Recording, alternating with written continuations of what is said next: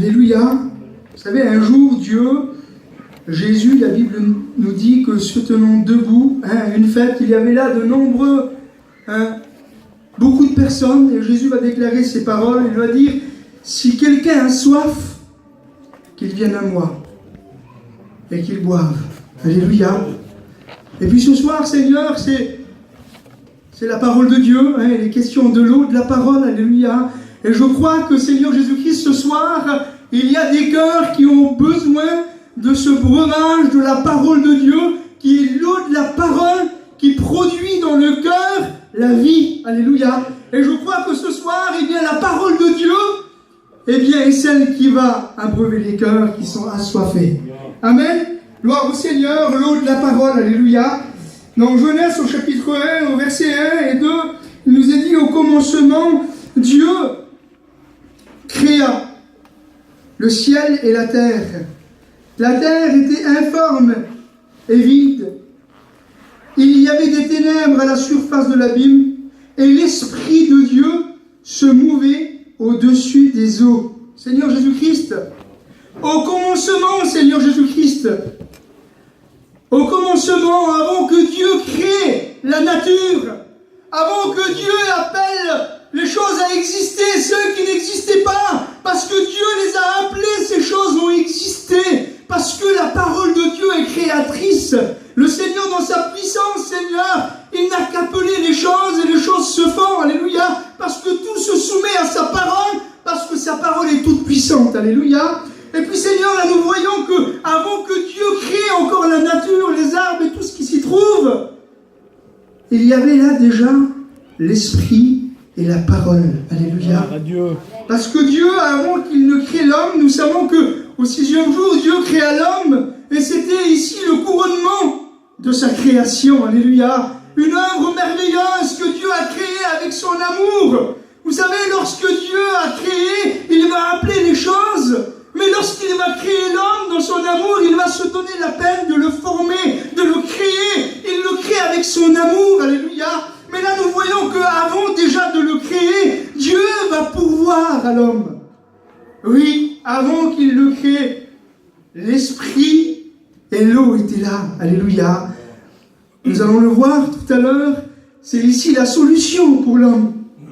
Parce que Dieu le connaissait avant même de le créer.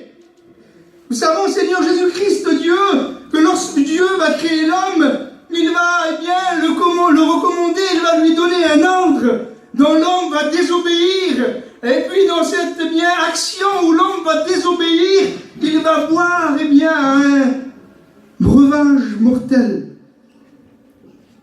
Et il fut ici, ce breuvage, c'est du poison en réalité. Vous savez de quoi je parle? Lorsque l'homme a désobéi, l'homme a péché. Et il y a quelque chose qui s'est produit, où Dieu avait averti l'homme.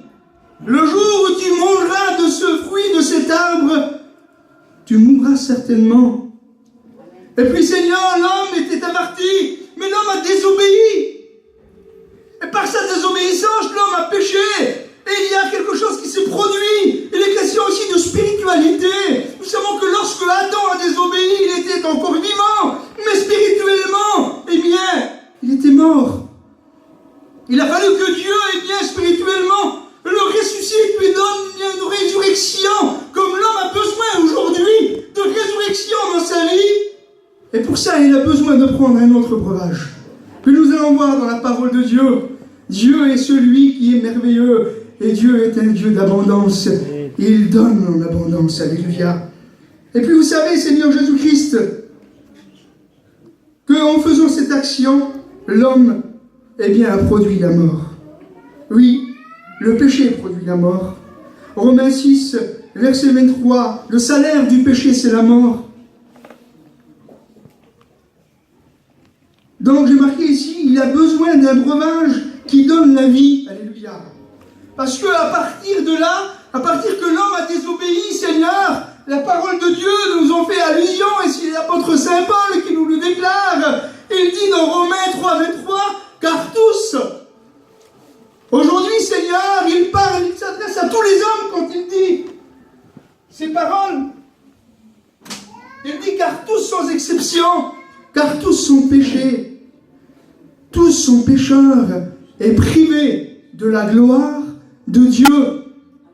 Oui, le péché qui produit la mort, eh bien, nous empêche, Seigneur Jésus-Christ Dieu, mais une barrière nous sépare de la vie que Jésus veut te donner ce soir. Et pour ça, Seigneur, tu as besoin de quelque chose. L'homme a besoin, eh bien, de l'eau de la parole. Alléluia. Amen. Il n'y a pas d'autre moyen. Jean, au chapitre 3 et verset 5, nous dit, si un homme ne naît d'eau et d'esprit, il ne peut entrer dans le royaume de Dieu. S'il ne naît pas d'eau et d'esprit, il est question ici de nouvelle naissance. L'homme a besoin de renaître, Seigneur Jésus-Christ. Pourquoi? Parce que, eh bien, il est né dans le péché. Et pour entrer dans le royaume de Dieu, pour recevoir le salut de Dieu, pour recevoir cette nouvelle vie intérieure, cette liberté intérieure, pour recevoir, eh bien, cette vie que tu as besoin ce soir, que Dieu a mis en œuvre pour toi, tu as besoin de l'eau de la parole. Il n'y a pas d'autre moyen. Si un homme ne naît d'eau et d'esprit, l'eau, la parole, et l'esprit, le Saint-Esprit qui est à l'œuvre ce soir, la Bible dit que c'est lui qui commet l'homme de péché. Et si tu écoutes la parole de Dieu ce soir, et si tu réalises, Seigneur Jésus-Christ, ton état, tu réalises que le péché te prive. Tu réalises, Seigneur, qu'il n'y a pas et qu'il n'existe pas d'autre moyen que celui-ci ce soir. Eh bien, écouter la parole, non seulement l'écouter, c'est important ce soir que tu t'appliques à écouter la parole de Dieu, parce que Dieu te parle. Et quand Dieu parle, il est important d'écouter. Mais il est encore plus important d'ouvrir ton cœur et d'obéir ce soir. D'obéir parce que Dieu t'appelle. Et de laisser le Seigneur, eh bien, déverser en toi cette eau vive. Jésus va dire un jour à une femme, si tu bois de cette eau, tu auras toujours soif. Et Seigneur Jésus-Christ, aujourd'hui, si tu bois, Seigneur Jésus-Christ, Dieu, de cette eau, si tu continues, Seigneur Jésus-Christ, à t'acquérir les choses de ce monde, si tu continues, Seigneur Jésus-Christ, eh bien, à prendre ce que le monde te propose, laisse-moi te dire que tu auras toujours soif. Le monde n'est pas la solution pour toi. Le monde, eh bien, ne peut, eh bien, t'apporter et te désaltérer dans cette soif que tu as. Ce soir, Seigneur Jésus-Christ, le Seigneur est celui qui est la source. Il dit, si tu bois l'eau que moi je te donnerai, alléluia, tu n'auras plus jamais soif. Alléluia. Tu n'auras plus à te tourner de droite, de gauche dans ce monde pour essayer de te satisfaire, pour essayer de t'acquérir un peu de paix, de t'acquérir, Seigneur, un peu de joie, un peu de bonheur, parce qu'en réalité, le monde, c'est ce qu'il donne. Il te fait croire qu'il donne beaucoup, mais c'est tellement peu, Seigneur. Vous savez pourquoi? Parce que le monde, Seigneur, tout simplement, il n'a pas la vraie paix. Il n'a pas la vraie joie. Il n'a pas le bonheur, Seigneur Jésus-Christ. Il n'existe pas. Il ne fait que passer dans une vie, en réalité, dans le monde. Et Salomon avait raison de dire ces paroles. Salomon, c'est un grand roi dans la parole de Dieu. Un homme sage, Seigneur Jésus-Christ, qui avait reçu la sagesse de Dieu. Il dit, le monde est que vanité. Vanité, vanité et poursuite du vent. Aujourd'hui, c'est ça, le monde. On court après quelque chose qu'on n'attrape pas, qu'on n'arrivera jamais à saisir. Mais ce soir, le Seigneur dit, si tu bois de cette eau que moi je te donnerai, cette eau deviendra en toi une source qui jaillira jusque dans la vie éternelle. Amen. Alléluia. Tu peux, Seigneur Jésus-Christ, entreprendre quelque chose ce soir qui dure. Quelque chose de vrai. Quelque chose de réel, Seigneur Jésus-Christ. Et c'est ça la vie avec Dieu, c'est merveilleux, Seigneur. Parce que, Seigneur, c'est quelque chose de vrai, quelque chose de durable. Une relation, Seigneur, qui dure. Où, Seigneur Jésus-Christ, On n'a plus, Seigneur Jésus-Christ, à se tourner de droite, de gauche, à chercher, Seigneur Jésus-Christ, parce qu'on a tout trouvé lorsqu'on a trouvé le Seigneur. Amen. Seigneur, Hébreux chapitre 6, verset 7 nous dit, lorsqu'une terre est abreuvée par la pluie qui tombe souvent sur elle, et qu'elle produit une herbe utile, à ceux pour qui elle est cultivée, elle participe à la bénédiction de Dieu. Amen. Alléluia. Lorsqu'une terre est abreuvée. Ce soir, Seigneur, c'est simple, Seigneur Jésus-Christ.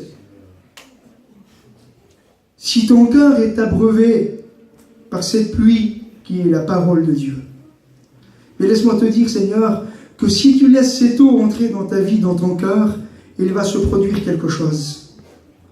Oui, ce soir, tu peux participer à la bénédiction de Dieu, comme le dit ce passage. À ceux pour qui elle est cultivée. Une terre, Seigneur, qui reçoit l'eau, eh bien, on peut faire quelque chose avec. On peut la travailler. On peut, Seigneur, la rendre utile. On peut, Seigneur Jésus-Christ, Dieu, la fructifier. Et ce soir, Seigneur, si tu ouvres ton cœur à la parole de Dieu et que l'eau de la parole pénètre ton cœur, le Seigneur peut faire quelque chose avec ta vie ce soir. Il peut faire quelque chose de bon. Le Seigneur est celui qui transforme la personne. Celui qui reçoit la parole de Dieu, il naît de nouveau et la parole de Dieu nous dit qu'il devient une nouvelle créature. Seigneur Jésus-Christ, Dieu, qu'il est important de recevoir ces pluies ce soir, de recevoir cette eau, Seigneur Jésus-Christ, dans ta vie. Quel bouleversement, Seigneur, que peut-être, Seigneur, la parole de Dieu dans un cœur, dans un foyer, dans une famille. Seigneur, une source, c'est ça en réalité. Cette eau deviendra en toi une source. Non seulement, Seigneur, le Seigneur te donnera de l'eau pour toi, mais pour ton foyer. Amen. Il donnera de l'eau, Seigneur, pour ta famille, pour ton entourage. Oui, ce soir, s'il y a du pain pour toi, il y a du pain pour ton foyer, il y a du pain pour ta famille. Ça, c'est la parole de Dieu. Amen. La parole de Dieu, Seigneur Jésus-Christ, elle se partage. Amen. Et c'est quelque chose de merveilleux que de recevoir la parole de Dieu.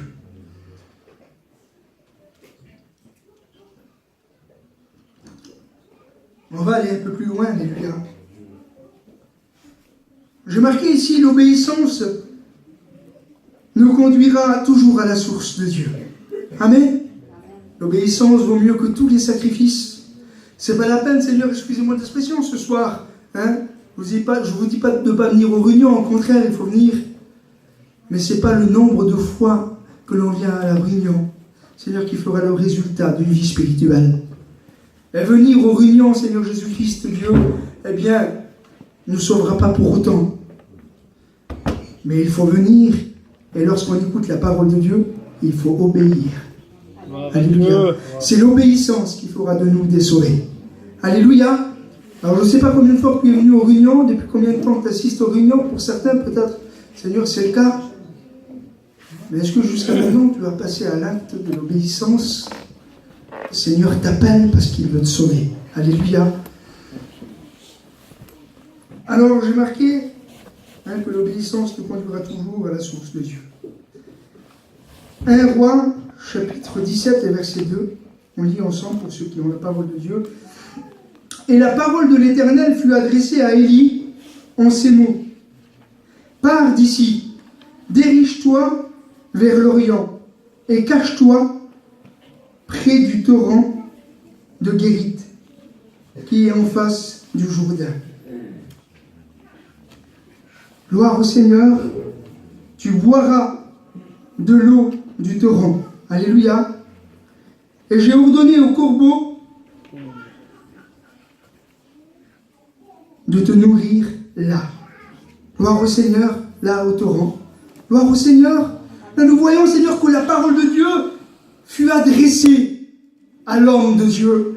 Et puis il va dire, pars d'ici, dirige-toi, Seigneur, vers l'Orient. Et c'est la parole de Dieu qui t'est adressée ce soir. Dans ta position, là où tu es, Seigneur Jésus-Christ, spirituellement, tu es en train de mourir. Ton cœur est desséché. Tu as soif, tu as faim, Seigneur Jésus-Christ. Et tu te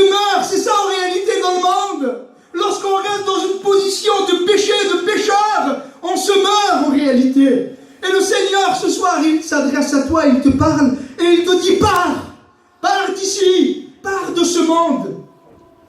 Dirige-toi, le Seigneur te donne une direction ce soir. La parole de Dieu est la direction pour toi. Amen. Le Seigneur te dirige. Et il te dit, pars, Seigneur, de ce monde. Et dirige-toi, Seigneur, vers l'Orient. Là, il y a la bénédiction pour toi. Pars, dirige-toi vers l'Orient et cache-toi près du torrent de guérite, Seigneur Jésus-Christ. Cache-toi, Seigneur Jésus-Christ, près du torrent de guérite. Vous savez, à ce moment-là, Seigneur, il était tout seul, l'homme de Dieu. Il était tout seul, Seigneur. Mais le Seigneur est celui, Seigneur Jésus-Christ, qui va prendre soin de lui. Et puis, Seigneur, combien, Seigneur Jésus-Christ, Dieu, il faut que tu réalises ce soir que c'est une attitude que tu dois prendre. Pars de ce monde, dirige-toi, Seigneur Jésus-Christ, là où le Seigneur te dirige, et il te conduira là où il va pouvoir pour toi. Amen. Cache-toi, Seigneur Jésus-Christ. Oui, cache-toi du monde. Être avec Dieu, avoir une intimité avec Dieu, Seigneur. Avoir une relation avec Dieu, c'est être séparé du monde, éloigné du monde, caché du monde. Tu n'as plus besoin d'être en relation avec le monde, avec ce que le monde te donne. Tu as besoin de rentrer dans cette intimité. Tu as besoin de rentrer dans cette relation avec le Seigneur. Cache-toi ce soir près du torrent de guérite. Il est là, le torrent. C'est la parole de Dieu. Amen. Alléluia. Et puis l'homme de Dieu va obéir. Et parce qu'il va obéir, alors le Seigneur va le bénir. Il va se cacher au torrent de guérite. Et puis le Seigneur est celui qui va envoyer les corbeaux. Seigneur Jésus-Christ. Vous savez, Seigneur, Dieu se sert de ses serviteurs. Hein, c'est une image qu'on peut donner, on n'est pas des corbeaux. Hein. Mais le Seigneur, vous savez ce qu'il va faire avec le corbeau? Regardez ce qu'il va faire. Et j'ai ordonné au corbeau de te nourrir là. Là, c'est la parole de Dieu. On ne sera jamais, Seigneur, nourri ailleurs que ici à la parole de Dieu. Amen. C'est la nourriture de l'âme. Alléluia. Gloire au Seigneur. Les corbeaux lui apportaient du pain et de la viande le matin, et du pain et de la viande le soir. Seigneur Jésus-Christ. Puis vous savez ce que j'ai marqué ici, moi? J'ai marqué, Seigneur, entre guillemets, il a ordonné au corbeau d'apporter à son serviteur du pain et de la viande le matin. J'ai marqué les bons jours. Alléluia. Lorsqu'on se lève le matin, le soleil se lève. Hein, ça nous représente les bons jours. Et du pain et de la viande le soir, j'ai marqué ici les épreuves. Oui. Des fois la nuit arrive. C'est ça en réalité. On est troublé. Et puis Seigneur, dans les moments des difficultés, si tu as peur de t'engager, parce que tu te dis peut-être que ce sera trop dur pour toi, que la vie chrétienne, eh bien c'est trop dur pour toi, que tu n'y arriveras pas, que c'est trop difficile, il y aura des épreuves, peut-être la famille, ton entourage, je ne sais pas.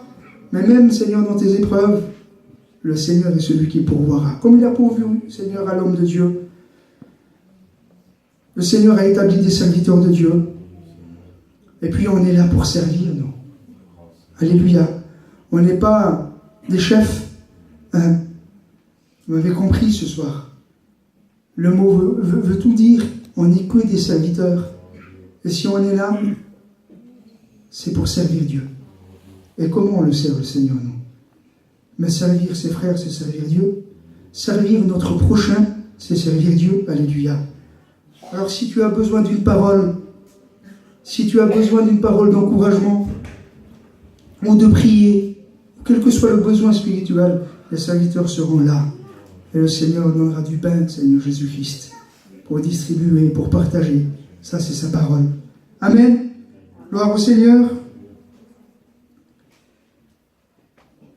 Alors, il buvait au torrent, et je marquais, il ne manquait de rien. Puis c'est vrai, Seigneur. Vous savez, moi, j'en connais des personnes. Alors, je le dis ce soir. Parce que, Seigneur, on est des chrétiens, et puis on témoigne l'amour de Dieu. On essaie de sauver des âmes. Il m'est arrivé de parler, Seigneur, à des personnes. Et puis, il me disait, Seigneur, dernièrement, un homme me disait, mais j'ai peur de m'engager. Voilà, trésor, voilà, je gagne ma vie. Je le dis, il n'est pas là, puis c'est un inconverti. Hein, je le connais bien, c'est mon copain. Il me disait, j'ai peur de m'engager. Parce que j'ai un travail qui n'est pas à la gloire de Dieu. Puis en un mot, ce qu'il faisait comprendre, c'est que s'il se convertissait, il avait peur de ne pas subvenir aux besoins de sa famille pour la vie, tout simplement, le travail, la nourriture, le vêtement, les besoins. Et puis Seigneur Jésus-Christ, je lui disais à cet homme, Seigneur, que Dieu, lui, il nourrit les oiseaux du ciel. À plus forte raison, Seigneur, ses enfants, il y en aurait peut-être ce soir, je ne sais pas, je me laisse guider, Seigneur, mais ne nous inquiétons pas de demain. Si ce soir tu donnes ta vie à Dieu, Dieu sait prendre soin de ses enfants, nous dit la parole de Dieu. Il sait de quoi on a besoin. Alors Seigneur Jésus-Christ, le Seigneur pourvoira. Ce soir, Seigneur, peu importe l'obstacle, Seigneur Jésus-Christ, dans ta vie, sache que ce soir, tout est possible. Si tu te dis dans ton cœur que c'est impossible pour toi, eh bien la Bible dit le contraire. Tout est possible à celui qui croit. Tout simplement ce soir, tu as juste besoin de croire. Croire que le Seigneur, il peut. Et il le peut ce soir.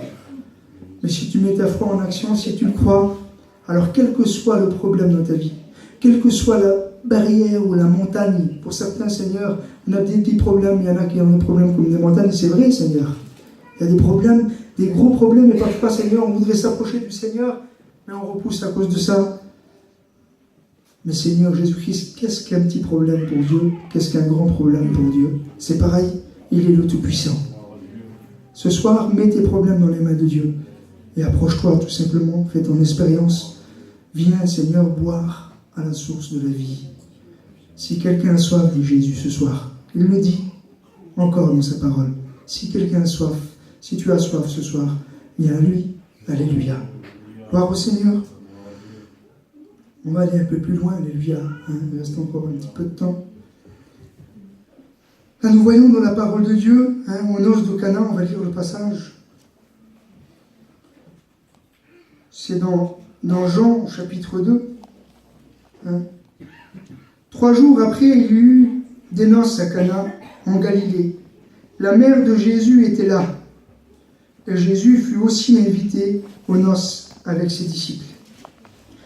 Le vin ayant manqué, la mère de Jésus lui dit « Ils n'ont plus de vin. » Jésus lui répondit « Femme, qu'y a-t-il entre moi et toi? Mon heure n'est pas encore venue. » Et là, Seigneur, il y a quelque temps que j'ai fait cette lecture, et lorsque j'ai fait la lecture, Seigneur, ce passage m'a interpellé, où, Seigneur, la mère de Jésus, elle vient lui dire qu'il y avait là un mariage, et puis elle vient lui dire que le vin manquait. Jésus lui dit, qu'y a-t-il entre moi et toi? Mon heure n'est pas encore venue. Et là, Seigneur Jésus-Christ, ça m'a interpellé. Et je regardais, Seigneur, vous savez, le Saint-Esprit travaille avec nous. C'est lui qui nous rappelle la parole de Dieu. Et j'étais béni, Seigneur, quand j'ai réalisé ce passage.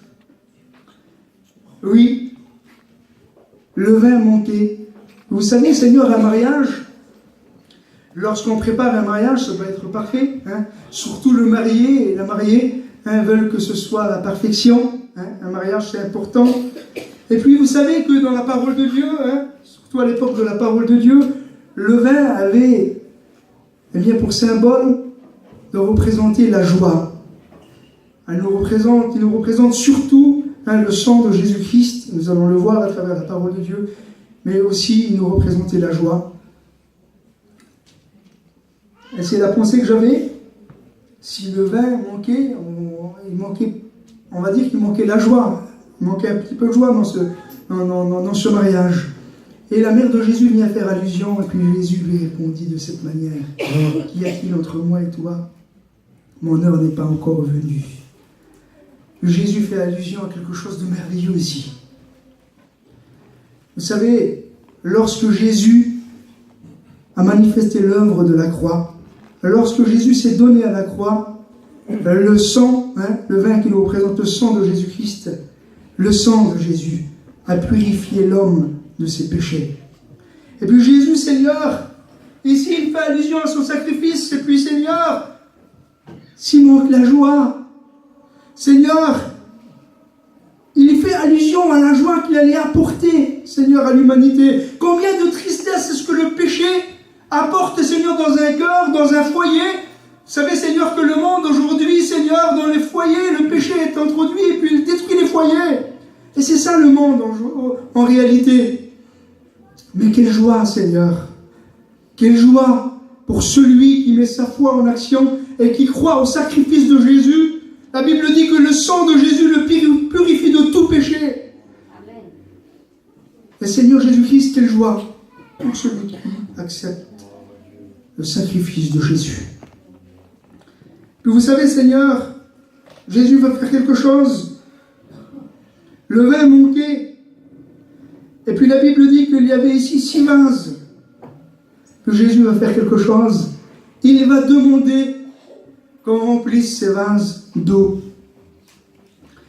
Et puis il va dire quelque chose. Il va demander qu'on les remplisse jusqu'à ras. Puis vous savez ce que Jésus va faire? Lorsqu'ils vont remplir ces vases jusqu'à ras, il va se produire quelque chose de merveilleux. C'est le premier miracle que Jésus va accomplir dans la Bible. Il va changer l'eau en vin. Alléluia. Puis il y a ici une image merveilleuse. Vous savez, Seigneur, que le chiffre 6 nous signifie l'homme. Et que, Seigneur, le vase, on peut le présenter comme ton cœur ce soir.